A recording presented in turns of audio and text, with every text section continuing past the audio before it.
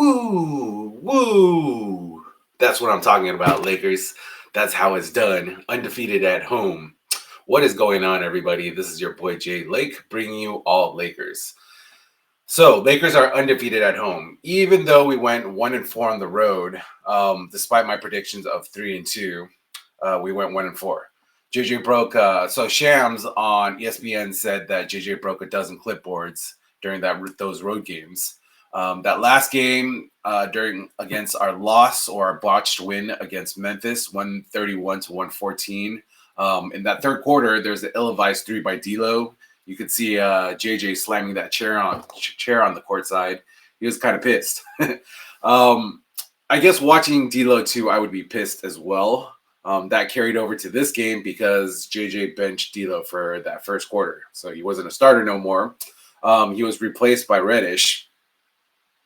I thought that was a good idea because with Reddish's defensive intensity, it helped the Lakers. It kind of opened up the floor for AR and Rui on that first quarter because they made those four threes in that first about 4 or 5 minutes. We won 116 to 106.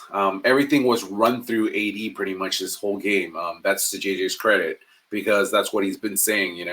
We run our game through AD and we kind of live and die with AD. But that would be difficult when AD isn't on the court, as evidenced by that Memphis loss. So no D'Lo. In JJ's words, it's basically D'Lo regresses to his old tendencies. He's not really getting back on that defense side. He's losing his man, or he's just kind of standing around, not cutting on the offense, and that just doesn't cut it. It was pretty interesting in that first quarter, right? Because JJ used that challenge during 3 minutes into the game.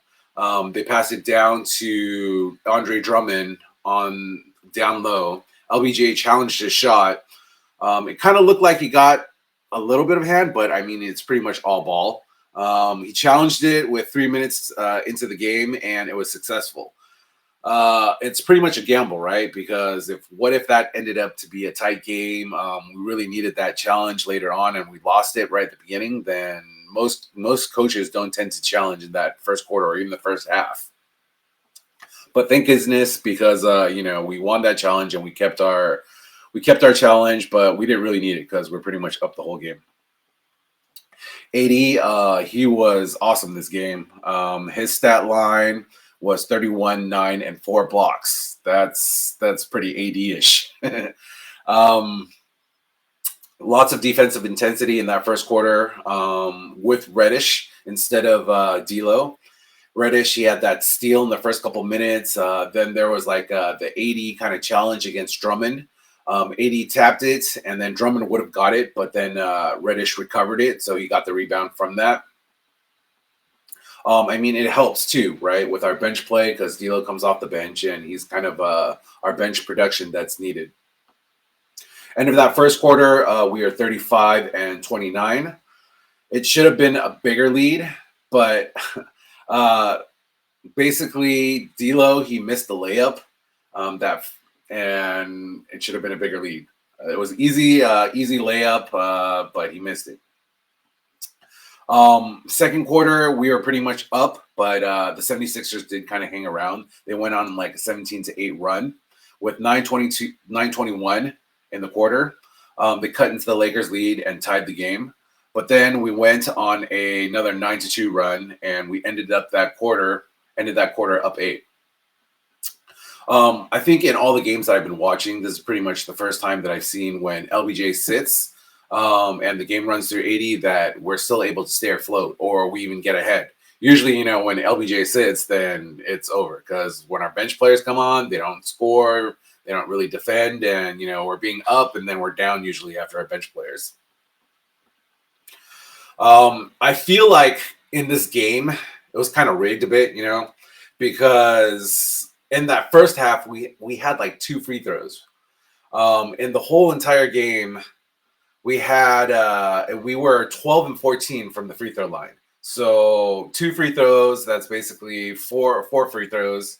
10 free throws, so basically five. So we had 5 free throws during that second half and only 2 in the first half. Whereas the 76ers, they had 15 free throws.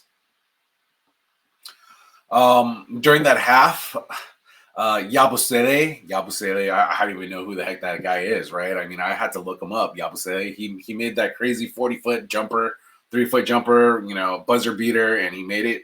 That's why we're only up 8. We would have been up 11, but he made it. I had to look him up. He was drafted by the Boston Celtics.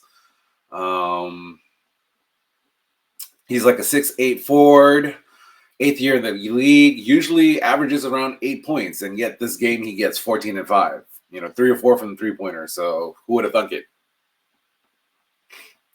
Dalton Connect, DK, he's not doing so well, right? After that first game, he made several threes, but throughout the road and this game he was 0 and 5 from 3-point land. The only 2 points that he scored was during a fourth quarter inbound pass by D'Lo under the basket, and he scored on a layup. So basically the whole game he didn't really make it. I mean, JJ's been in his ear, and other players have too. He has to be more kind of productive. If he's not scoring the 3, he needs to be cutting. He needs to be grabbing the boards, and he basically needs to be doing the little things that if he's not scoring, he needs to do. But as with time, he's a rookie, even though he's 23 years old. But he's a rookie, and he'll get better with time. LBJ, he had a great game. This is his 114th triple-double. His stat line was 21, 13, and 12 tonight. So all around, LBJ was a great player tonight. Lots of passes. He basically fed the whole team, and he got us that win. So we were up pretty much the whole entire game. It was kind of close in that second quarter. Then in the third quarter, we started pulling away. In that third quarter, there was 2 kind of behind the back passes from LBJ to D'Lo, one for a layup, and the second one to D'Lo again at the 3, and he scored a 3, and that was a 96-81 in the third quarter. Then kind of from there, we just ran away. Other players on their team, Caleb Martin, he kind of falls in line with Gabe Vincent for us, because they're both from the Heat, both from that kind of championship run they made, but they didn't win the final, but still championship run. We got Gabe Vincent, they got Caleb Martin, 76ers. Caleb Martin, he's 4 of 20 from 3-point line this whole entire year, and he didn't even make 2 3-pointers like throughout the first 7-8 games, and yet this one he hits 3 or 4.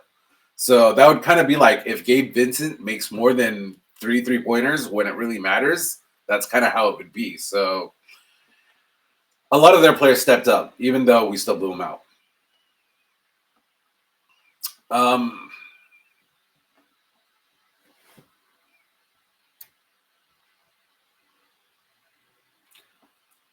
For D'Lo, I mean, he did work off the bench, and he gives us that kind of scoring punch that we need.